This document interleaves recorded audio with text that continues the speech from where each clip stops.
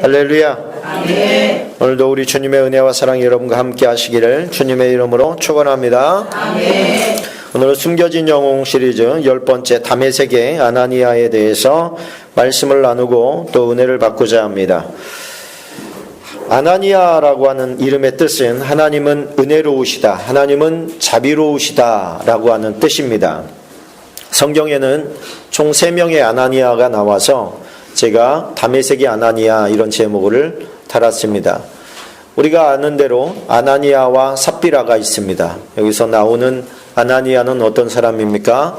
하나님 앞에 초대교회, 교회가 세워지고 있는 그 시점에서 자기의 집을 다 팔고 재산을 팔아서 다 가져왔다고 얘기를 했는데 반절은 감추어 두었던 그 일이 하나님 앞에 화근이 되어서 네가 사람을 속인 것이 아니라 성령을 속였다. 그래서 그 성령을 속인 죄로 심판을 받아 그 자리에서 즉사하게 됩니다. 그의 아내 삽비라 역시 똑같은 죄, 공모한 죄로 같이 죽음을 당합니다. 또 한 아나니아는 제사장 아나니아가 있습니다. 바울을 심판하기 위해서, 재판하기 위해서 섰는데 나는, 바울이 말하기를, 나는 하나님에 대해서 또 사람에 대해서 부끄럽지 않다. 양심에 대해서 부끄럽지 않다. 부끄러운 일을 한 적이 없다. 그랬더니 아나니아가 저놈의 입을 쳐라! 이렇게 명령하죠. 그랬더니 바울이 네가 감히 재판자리에 앉아가지고 재판한다고 하면서, 율법으로 나를 재판한다고 하면서 율법도 지키지 않냐? 이렇게 이제 책망하는 장면이 나오지요.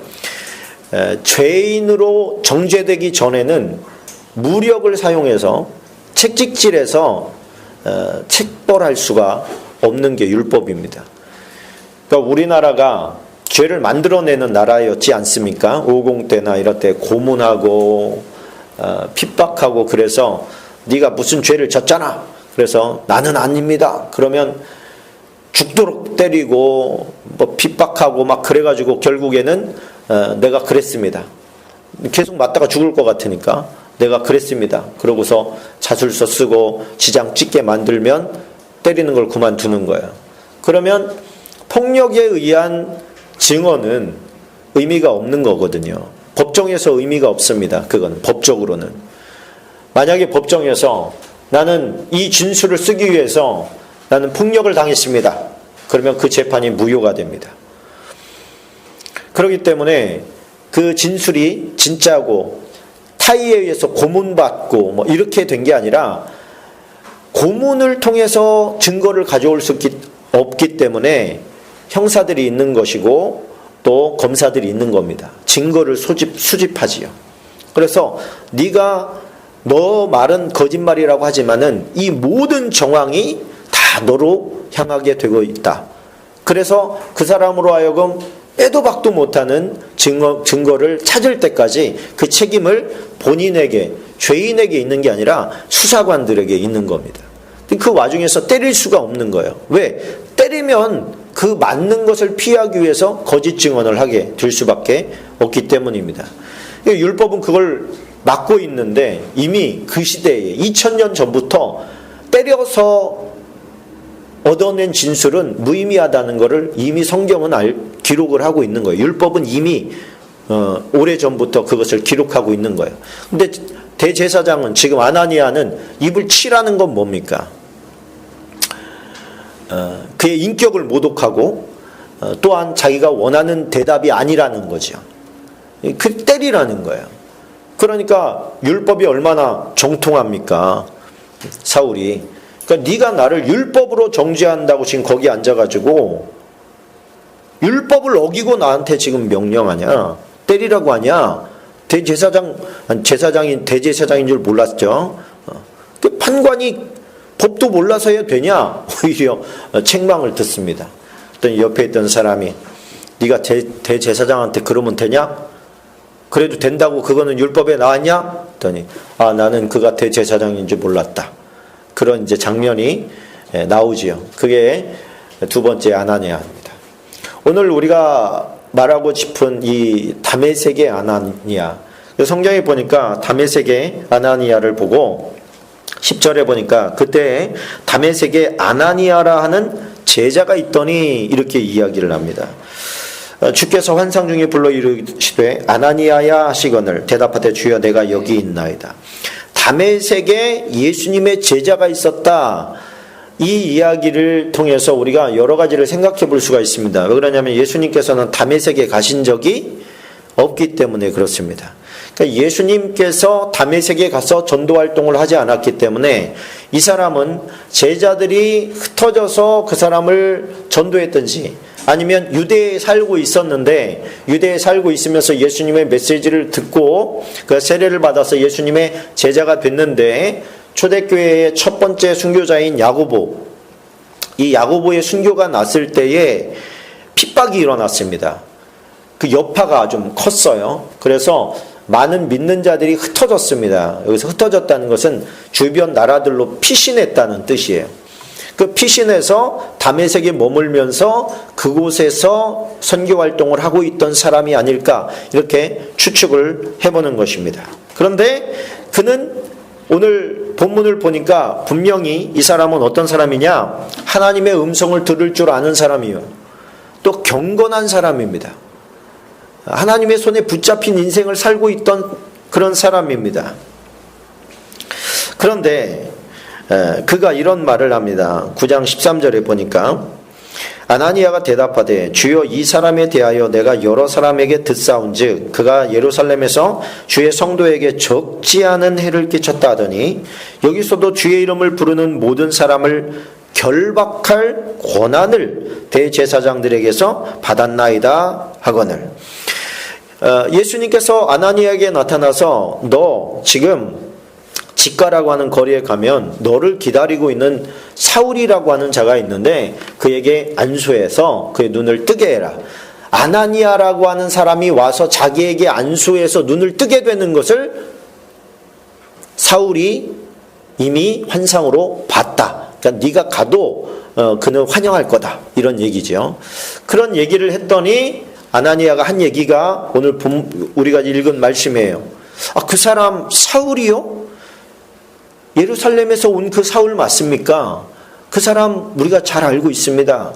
그 사람 소문이 파다합니다.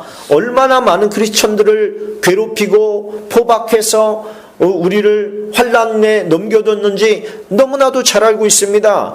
그리고 대제사장들이 다메섹에 있는 사람들도 잡아오라고 하는 명령서를 들고 오고 있다는 거 우리가 알고 있습니다. 우리가 그걸 위해서 기도하고 있었지 않습니까? 근데 나보고 지금 그곳에 가라고요? 그 사람을 만나라고요? 그 핍박자의 그 최고 우두머리를 지금 나한테 만나라고 하시는 겁니까? 이런 반문을 하는 거죠. 그랬더니 하나님께서 하시는 말씀이 15절, 16절이지요. 가라. 이 사람은 내 이름을 이방인과 임금들과 이스라엘 자손들에게 전하기 위하여 택한 나의 그릇이라.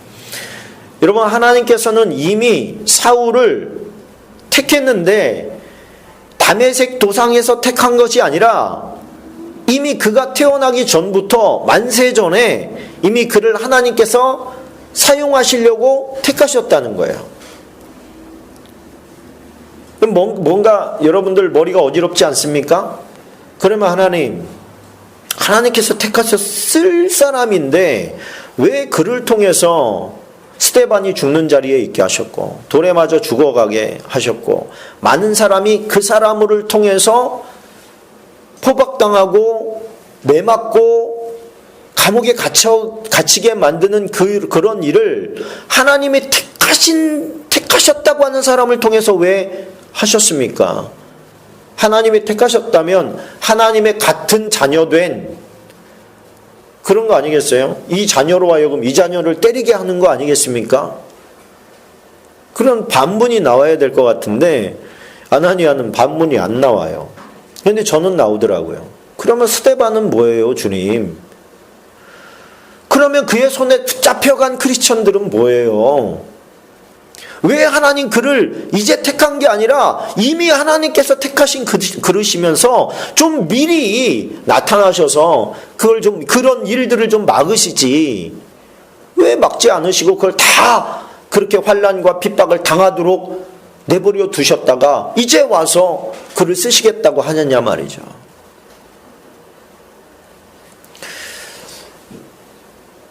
그런 질문이 제가 하나님 앞에 드릴 수밖에 없었는데 제 마음속에 온 응답은 두 가지였습니다. 첫 번째는 그것이 섭리였다는 것이에요. 당연하죠. 당연한데 그것이 깨달음으로 왔습니다. 섭리였다. 그러면 사울과 지금 아직 회심 전이니까 제가 사울이라고 하겠습니다. 사울과 스데반의 인생을 비교해 봤을 때 누구의 인생이 더 험나는 것 같으냐? 여러분, 스데반의 인생을 살겠습니까? 바울의 인생을 살겠습니까? 하늘에 상급이 없다면. 네? 저라도 스데반의 인생을 살겠어요. 수많은 사람들이, 크리스천들이 붙잡혀가지고 감옥에 갇혔는데 하늘의 상급에 대한 어떤 비전이 없을 때는 당연히 저는 차라리 붙잡혀간 크리스천이 되겠다는 말이죠. 여러분, 40에 하나 감한 매를 3번씩 맞고 태장으로 맨날 후드려 맞고 그의 등짝이 남아 나겠습니까? 피고름이 터졌다가 아물었다가 터졌다가 아물었다가 그랬을 거예요. 그는 핍박자였습니다. 예수 그리스도의 핍박자였습니다. 그런데 사울아 사울아 네가 나를 왜 박해하느냐? 새 번역에는 박해라고 되어 있고 옛날에는 핍박이라고 되어 있는데 네가 나를 왜 핍박하냐? 이렇게 했을 때 사울은 예수님을 핍박한 적이 없어요. 예수님을 만난 적도 없어요. 근데 왜 예수님께서는 나를 핍박하냐? 그 얘기는 곧 하나님을 섬기는 사람을 핍박한 것이 곧 나를 핍박한 것이다. 지금 그 얘기하는 거잖아요. 그렇다면 여러분, 이게 사울뿐만이 아니라 우리도 역시 마찬가지라는 얘기예요. 우리도 하나님을 알기 전에는 거역자였습니다. 하나님을 거역하고 우상을 따라 섬기던 자였고 귀신에게 절하던 자였고 하나님을 만나지 못한 상황 가운데서는 정말 많은 것들이 하나님께서 보실 때는 아주 심판받아 마땅할 그런 죄악 덩어리, 하나님의 원수로 우리가 있었다는 것을 성경은 이야기해주고 있습니다. 너희는 하나님의 원수였다는 거예요. 하나님의 원수. 오늘 보니까 사울은 다메섹에 있는 사람들에게 또 그가 포박해서 감옥에 가둔 사람들에게 원수였습니다. 그리고 예수님에게도 지금은 뭐예요? 원수예요. 박해하는 원수예요. 근데 그 박해당하는 원수가 박해당하는 입장에서 그에게 은혜를 베풀어 줍니다. 예수님께서 그에게 찾아오셔서 그에게 만나 주십니다. 그를 만나 주셔요.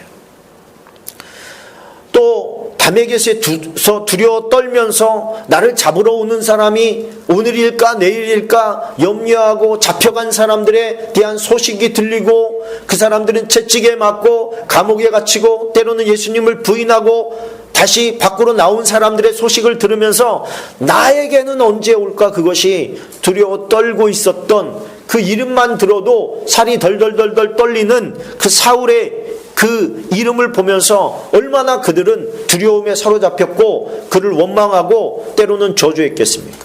원수지요. 그런데 그에게 가서 기도하라는 거예요. 가서 기도해 주라는 거예요. 여러분, 만약에 크리스천 공동체라면 가서 기도해 준다고 할 때 다른 지체가 아나니아에게 뭐라고 얘기하겠습니까? 지금 다메섹에는 공동체가 있는 거잖아요. 교회 공동체가 있는데 아나니아라고 하는 사람이 내가 사울에게 가서 기도해서 그의 눈을 뜨게 하래, 주님이. 그러면 개인적으로 받은 거잖아요. 남들 다 있을 때 받은 게 아니고 혼자 기도할 때 받은 음성인데, 만약에 그 음성이 잘못되었다고 할 때는 다메섹에 있는 공동체가 끝장나는 겁니다. 아나니아 본인은 물론이거니와 그 다메섹 성에 있는 크리스천 공동체가 와해돼 버리는 거예요.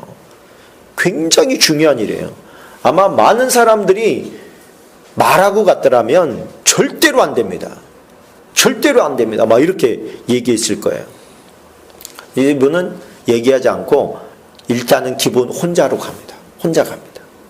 혼자 가서 사울에게 정말 가서 안수해 줍니다. 근데 그 안수해 줄 때 사울에 대해서 아나니아는 뭐라고 얘기하냐면 형제 사울아 이렇게 얘기합니다.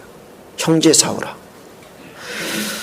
저는 이 단어 하나에 가슴이 뭉클해진 걸 느끼는 거예요.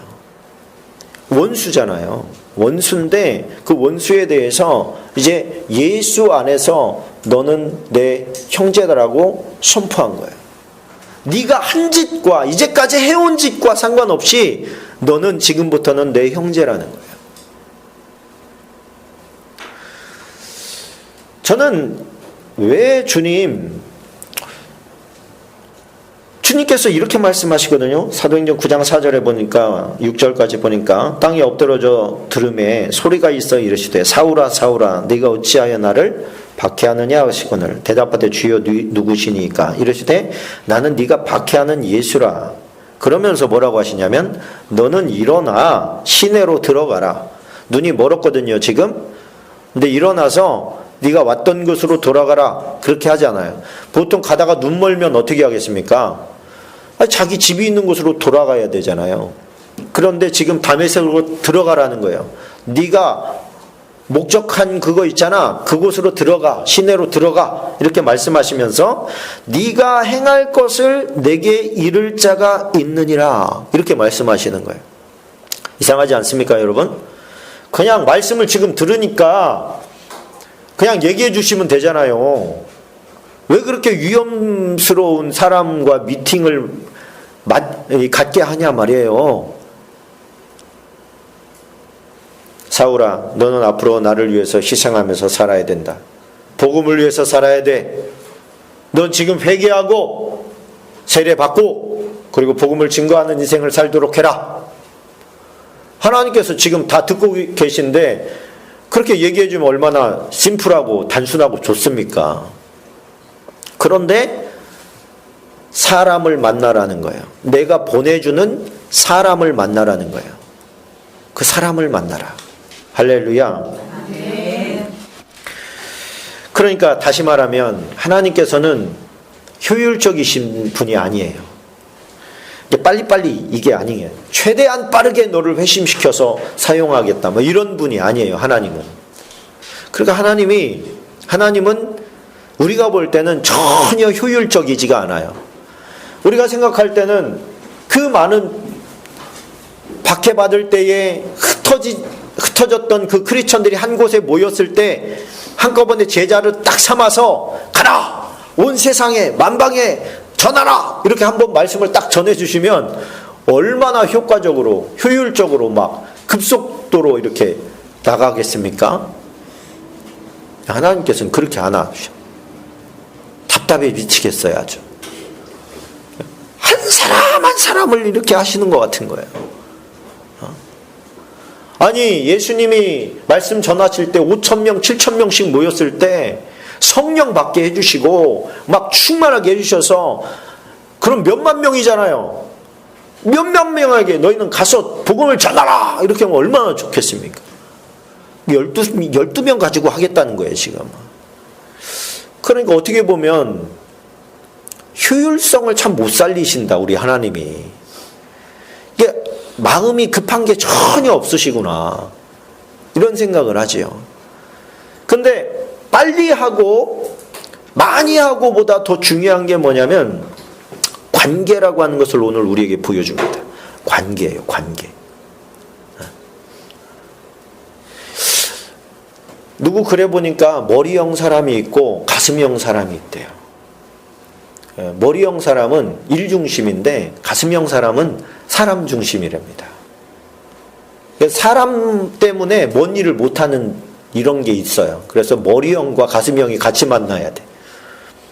그런데 가슴형이 안타까워하는 건 뭐냐면, 제일 가슴 아픈 건 뭐냐면 사람을 잃는 거예요. 사람을 잃는 거예요. 누군가 저에게 만약에 연결이 돼 있으면 저는 그 사람을 잃는 것을 되게 두려워하고 마음 아파합니다. 어떤 이해관계에 의해서 저 사람이 나에게 도움을 줄 거야 아닐 거야 이런 거를 떠나서 일단 나랑 맺어진 인연에 대해서는 그 사람을 잃어버릴 거에 대한 두려움이 있어요. 안타까움이 있어요. 그래서 그가 얼굴 표정만 조금 이상해도 내가 뭐 잘못한 게 없나?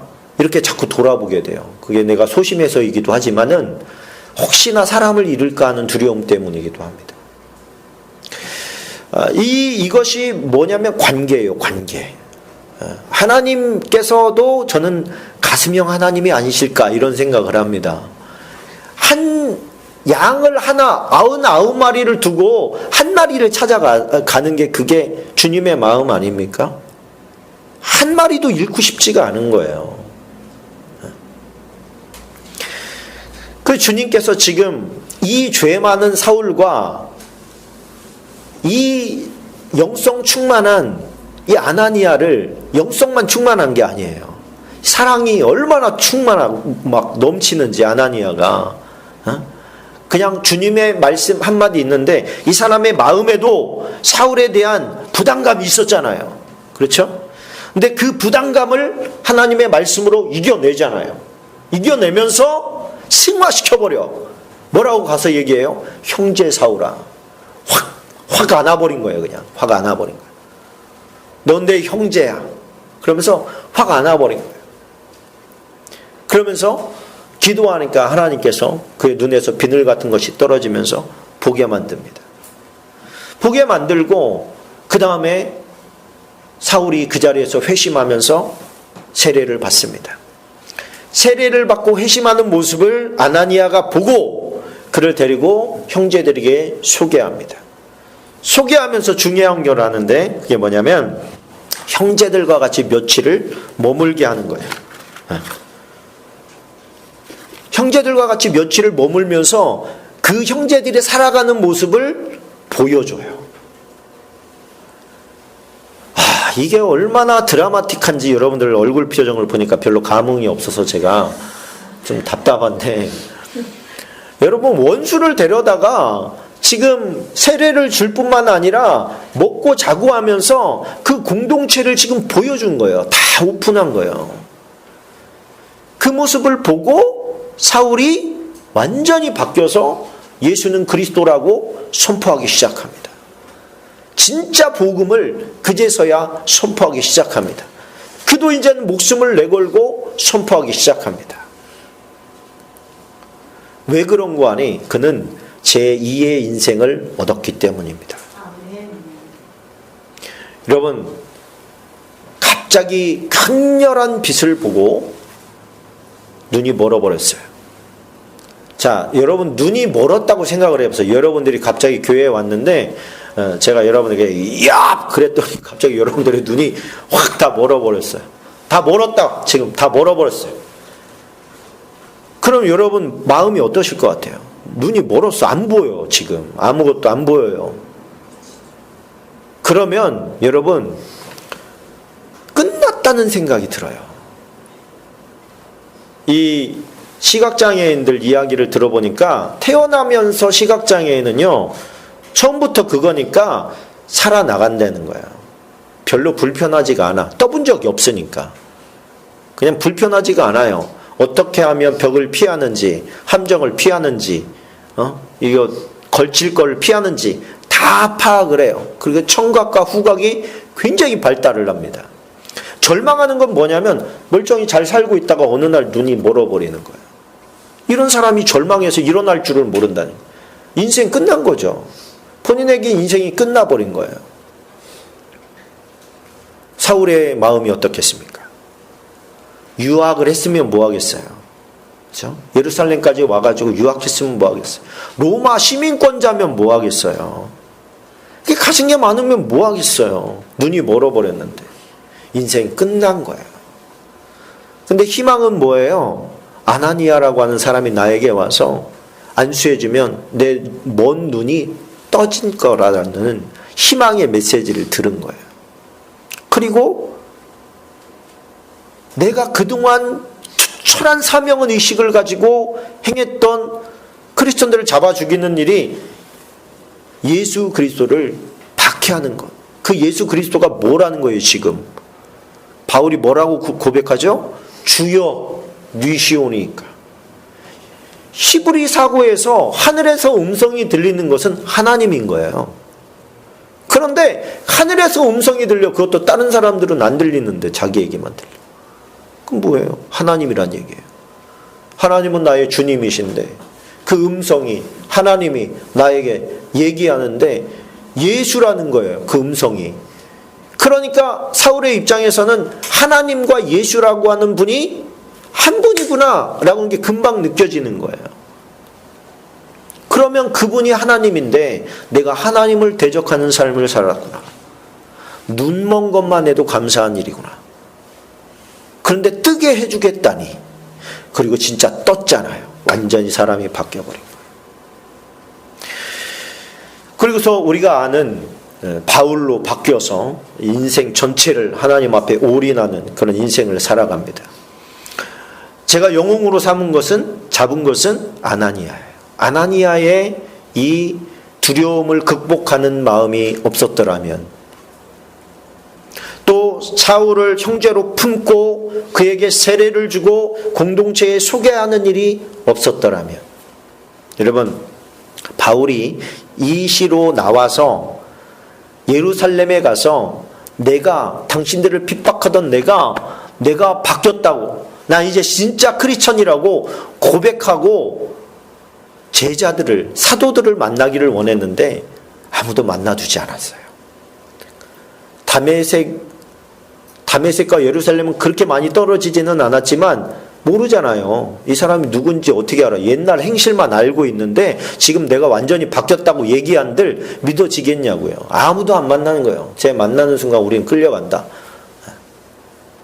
그 역할을 해준 사람이 누구예요? 또 중간다리 역할을 해준 사람이 바나바예요. 바나바는 믿을만하고 신실한 사람이에요. 그러니까 이 사람이 뭐라고 하냐면 내가 책임진다는 거예요. 내가 책임진다니까. 한 번만 만나달라. 그랬더니 마음을 열고 만나준 사람이 베드로입니다. 베드로밖에 못 만나요. 다른 사람들은 벌써 없어. 안 만나. 오늘 아나니아와 같은 사람이 그런 사람 아닙니까? 우리가 알기에 아나니아는 사울에게 안수해서 눈을 뜨게 한 사람, 이 정도로만 알고 있어요. 근데 바울은 아나니아에 대해서 조금 다른 평가를 내립니다. 뭐라고 하냐면 사도행전 22장 12절에 보니까 율법에 따라 경건한 사람으로, 그러니까 다메섹에 살고 있지만 이 사람은 율법을 잘 따르는 사람이고 거기 사는 모든 유대인들에게 칭찬을 듣는 사람이다. 그 아나니아라고 하는 사람이 내게 와서 형제 사울아 다시 보라 하거늘 내가 즉시 그를 쳐다봤다. 그러니까 사울이 말하고 있는 아나니아는 어떤 사람이냐? 그는 경건한 사람이라. 그렇죠. 하나님의 메시지를 듣고 기도하다가 하나님의 음성을 듣습니다. 환상을 봅니다. 철저하게 기도하면서 하나님 중심으로 살았던 사람이라는 거예요. 그런 사람이 어떻게 해요? 그를 품어줘요. 우리가 생각할 때 대단히 위대한 사람들의 이름은 알고 있지만 그 뒤에서, 백그라운드에서 그를 후원했던 사람들을 아는 사람들은 그렇게 많지가 않습니다. 여러분, 조나단이라는 사람을 들어보셨나요? 조나단. 별로 못 들어보셨어요. 근데 D.L. 무디라고 하는 사람을 들어보셨습니까? 누군지 자세히는 몰라도 들어본 적은 있을 거예요. 그 D.L. 무디를 전도한 사람이 조나단 선생님이에요. 근데 조나단 선생님이 얼마나 이 사람도 경건한 사람이냐면 주일학교 선생님인데 14살짜리 주일학교 학생인 무디가 구두 수성공으로 일을 하다가 예배당에 와서 예배를 드리는 거예요. 그러니까 예배를 드리는 태도가 좋지가 않은 거예요. 그걸 보면서 조나단이 볼 때, 예수님을 아직 못 만났구나. 기도하는데 주님께서 무디를 향한 주님의 마음을 조나단에게 줍니다. 그러면서 네가 가서 나에 대해서 네가 소개해 주기를 바란다. 그래서 조나단 선생님이 구두 일을 하고 있는 이 무디에게 찾아갑니다. 찾아가서 무디야, 내가 너에게 해줄 말이 있는데 우리 잠깐 시간 좀 가질 수 있냐? 그래서 데리고 가서 네가 주일학교 나온다는 걸 내가 알고 있어. 그런데 네가 예수님을 잘 아직 모르는 것 같아. 그래서 예수님께서 예수님을 소개해 주기를 예수님이 원하시고 그 예수님이 네 마음에 들어가기를 원하셔. 그러면서 초청하고 예수님에 대해서 설명하고 예수님을 영접케 합니다. 예수님을 인격적으로 영접한 다음에 D.L. 무디가 됐어요. 그 당시 미국 상황은 지금 우리나라의 이 기독교 상황처럼 쭉 가라앉아 있었습니다. 유럽의 교회들이 쭉 가라앉아 있었습니다. 근데 이 D.L. 무디 한 사람이 복음을 증거하기 시작하면서 처음에는 자기가 주일학교 학생이었다가 이제 주일학교 선생님이 됐다가 주일학교 교와 엄청나게 부흥하고요. 그러면서 이 사람이 뭐를 하냐면 부흥사가 됩니다. 신학교를 나온 D.L. 무디 목사님이 아니에요. 그냥 D.L. 무디예요. D.L. 무디. 이 D.L. 무디가 여러분 미국을 부흥케 만들고 유럽으로 건너가서 유럽을 부흥하게 만듭니다. 이 사람이 사람이 몇 명인 줄 아십니까? 3,000만 명입니다. 3,000만 명. 미국에 가면 D.L. 무디 신학교가 있습니다. 3,000만 명을 전도한 사람, 예수님을 영접시킨 사람, 예수님 앞에 초청해서 그들로 하여금 그 마음속에 조나단 선생님이 자기에게 가르쳐 줬던 것처럼 그 사람들에게 예수님이 들어가게 만들어준, 그래서 예수님 앞에 회심하게 만든 사람이 3,000만 명이라는 거예요. D.L. 무디는 신학교 가면 다 배웁니다. 성령 운동하면 다 배웁니다. 그런데 그 뒤에서 복음에 대해서 전달해준 그 한 사람 조나단에 대해서는 별로 아는 사람이 없어요. 제가 볼 땐 조나단은 진짜 영웅 아닙니까? 진짜 영웅이에요. 우리가 헬렌 켈러 많이 알고 있지 않습니까? 눈 멀고 귀 멀고 말 못하는.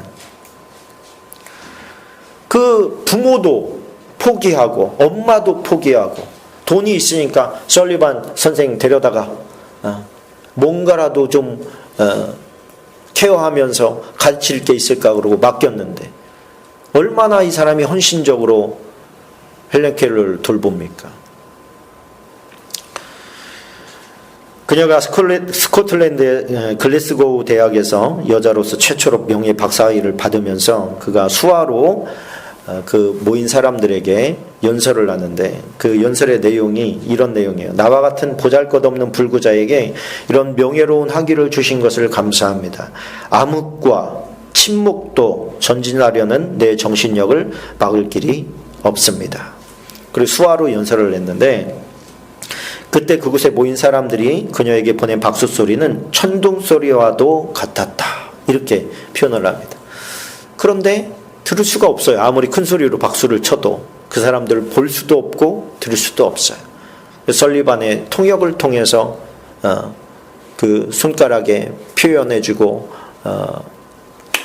접촉을 통해서만 그녀도 느낄 수 있는 거예요. 헬렌 켈러가 대단하죠. 어떻게 그런 역경을 뚫고 그런 박사학위까지 받을 수 있었는가라고 하는 것이 정말 위대하기 때문에 많은 장애우들의 희망과 도전이 됐습니다. 그 뒤에서 이름 없이 그냥 묵묵히 그녀에게 단어 하나 가르치기 위해서 최선을 다했던 숨어있는 영웅이 그게 설리반 선생님이잖아요. 오늘 아나니아가 바로 그런 사람이라는 거예요. 성경에 제가 이런 그냥 한 줄 내지는 두 줄 기록되어 있는 사람들을 굳이 막 들어가가지고 파헤쳐가지고 드러내는 이유가 이 사람들을 감춰두게 하고 싶지가 않은 거예요. 저는 그것이 주님의 마음이라고 생각합니다. 비록 한 줄에 불과하지만 이 한 줄에 불과한 사람을 드러내서 온 만방에 꽃향기가 나게 하는 그것이 바로 숨겨진 영웅들을 들춰내는 이유예요. 저는 저와 여러분들도 숨겨진 영웅들이라고 생각을 합니다. 여러분들이 유명합니까? 그러나 조나단과 설리반은 될 수가 있다는 거예요. 우리가 주님의 명령을 받아서 우리가 성령의 음성에 민감하게 반응해서 누구에게 복음을 전하라, 누구에게 내가 다가가서 예수님을 소개하고 싶다라고 하는 것에 우리가 순종했을 때, 순종하고 그냥 가서 하면 하나님의 영광을 보잖아요. 그죠? 마치 물항아리 7을 채운 그 종들은 알더라. 그거 아닙니까? 포도주로 변했는데 사람들은 몰라. 포도주만 먹어요. 그런데 그 도랑아리에다가 물을 채운 종들은 알더라는 거예요. 종들은. 저기다 물 담았는데 저게 어떻게 포도주가 됐어? 종들 외에는 알 수가 없어요. 종들의 기쁨 아닙니까? 순종한 자들의 기쁨이에요. 납득이 안 돼. 저 어쩌라는 거야. 지금 포도주가 떨어졌다는데 물 벗어 어쩌라고. 그러고서 움직이지 않았다면 하나님의 기적을 못 보는 거예요. 순종한 자에게 주시는 하나님의 기쁨입니다. 그 능력이, 순종의 능력이 저와 여러분에게 있기를 주님의 이름으로 축원합니다. 축원합니다. 제가 아나니아와 바울을 만나게 한 경륜이 뭘까? 왜 아나니아일까? 이런 질문을 이제 말씀을 준비하면서 했습니다. 하나님 왜 아나니아죠? 그러고서 전체적인 그림을 이렇게 봤더니 아나니아는 따뜻한 사람이었어요. 품을 줄 아는 사람이었어요. 용서할 줄 아는 사람이었어요. 여러분, 사울도 이 다메섹에 있는 전체 크리스천들이 자기를 얼마나 두려워하고 싫어하는지를 알아요. 그런데 그 싫어하는 그 사람이 자기를 위해서 기도해 주는 거예요. 여러분, 우리는 살아가면서 상처를 많이 받습니다. 그렇죠? 상처를 준 사람은 잘 몰라요. 상처를 받은 사람은 알아요. 그런데 상처를 받은 사람이 준 사람에게 기도를 해준다. 상대방이 만약에 미안한 감정을 가지고 있는데 이 사람을 위해서 저 사람이 나에게 와서, 내가 사과도 하지 않았는데 나에게 와서 기도를 해줘요. 나를 받아줘요. 형제라고 얘기를 해줘요. 다 무너지는 거예요. 녹아지는 거예요. 넷플릭스에 보니까 AD라고 하는 영화가 있습니다. 예수님의 십자가와 승천 이후에 그런 사도행전을 영화로 시리즈로 만든 거예요. 그걸 참 보면서 느낌이 많더라고요. 아나니아가 와가지고 안수하면서 형제여 이야기해 줍니다. 저들이 나를 얼마나 두려워하고 싫어하는지를 아는데 그럼에도 불구하고 그렇게 해주는 거예요. 그 사랑에 다 녹아지는 거예요. 여러분, 우리가 가족에도 마찬가지지요. 가족에도 마찬가지고 형제지간에도 마찬가지입니다. 또 교회 성도들과도 마찬가지입니다. 우리는 어쩔 수 없이, 저도 마찬가지지요. 아내가 제가 무슨 얘기하려고 하면 얼마나 옆에서 두려워하는지 몰라요. 폭탄 선언할까봐, 폭탄 말할까봐, 막 이렇게 상처 주는 말할까봐. 저는 말을 잘 듣습니다. 그래서 그런데 의도한 게 아니에요. 제 마음속에 의도한 게 아닌데 내 속에 가시가 너무 많은 거죠. 새들이 와서 쉴 수가 없는 거죠. 나는 원하는데 새들이 올 수가 없어. 근데 이거를 갖다가 저는 지금도 성령께서 가시를 제거하고 있다고 믿습니다. 누가 만지는 걸 원하지 않아. 왜? 내 마음속에 상처가 있거든요. 피가 흐르고 있거든. 누가 만지는 것은 내 상처를, 내 고통을 더해는 것밖에 안 돼요. 그럼에도 불구하고 성령께서는 내가 볼 수도 없는 그 상처, 느낄 수도 없는 잠재의식 속에 감추어진 상처들을 성령께서 치료하시는 거예요. 그 얘기만 나오면 내가 막 우라통이 터지고 속상하고 뒤집어지는 것들이 내가 하나님 앞에 기도하고 또 사람들과, 사랑하는 사람들과 만나서 교제하는 가운데 이제는 그런 얘기가 나와도 왠지 괜찮다. 그리고 조금 더 지나면 나의 그 상처를 드러내서 이야기해 줌으로 말미암아서 같은 상처를 안고 있는 사람이 위로를 받는 모습을 우리가 보는 거예요. 따뜻한 마음이 없으면 주님의 사랑을 느낄 수가 없습니다. 바울이 그들의 모습을 보면서 철저히 머리형인 그가 나중에 점차 바뀌어가는 모습을 보잖아요. 용서받은 모습 가운데 회심한 겁니다. 그래서 우리는 때로 저 사람은 모를 거야. 그런데 이렇게 결혼한 남자들이 막 미치는 것들 중에 하나가 뭐냐면 여자가 왜 삐졌는지를 모르는 거예요. 근데 삐져 있어 계속. 그래서 괜히 자기가 잘못한 것 같잖아요. 그래서 미안해. 그러면 뭐가 미안한데? 이렇게. 모르잖아요. 그러니까 뭐라고 말해요? 다 미안해. 다 미안해. 내가 다 잘못했어. 몰라요, 사실. 그런데 그렇게 얘기하는 배우자도 역시 마찬가지입니다. 근데 그러니까 빨리빨리 푸는 게 성숙인 것 같아요. 성장인 것 같아요. 그러니까 우리 사모님도 제가 뭘로 이렇게 실수해서 잘못하면 이제는 금방 얘기합니다. 내가 무엇 때문에 서운하다. 이렇게. 그럼 남자들은 너무 좋은 거예요. 이유를 알잖아, 이유를. 얼마나 갈 길이 편하겠어요. 뾰루뚱하고 일주일 동안 있으면 양쪽 사람 다 힘든 거죠. 여자의 마음이 참 못돼가지고 내 마음속에 있는 거 지금 불편한 걸 네가 캐내라고, 그걸 뽑아내라고 네가 그랬잖아, 이런 마음을 가지고 있으면 안 될 줄로 믿습니다. 주님의 사랑으로 품어주시고 또 내가 좀 품고 있는 싫어하는 사람, 감당할 수 없는, 가까이 하고 싶지 않은 사람, 그 사람에게 지금 다가가라는 거 아니겠어요? 지금 주님의 메시지가 그거예요. 그래서 네 사랑을 보여줘, 그 사람한테. 예수 믿는 사람이라도 상관없어. 그가 너를 보고 예수님의 사랑이 어떤 것인지를 간접 체험할 수 있게 해줘. 그 얘기를 지금 해주고 있는 거예요. 그 드라마를 쓰기 위해서 지금 이 장구한 어떻게 보면 돌고 돌아가는 길을 하나님께서 택하신 겁니다. 그리고 그렇게 하나님께서는 관계를 맺어주고 싶어 하신 거예요. 관계를. 이 관계는 깨지지 않습니다. 언제 봐도 반가운 관계고 언제 봐도 눈물이 흐르는 관계예요. 한 사람은 희생해야 됩니다. 그게 당신이기를 원합니다가 아니라 내가 되기를 원합니다. 주님, 제가 먼저 그런 사람 되게 해주세요. 기도할 수 있기를 바랍니다. 우리 함께 기도하겠습니다.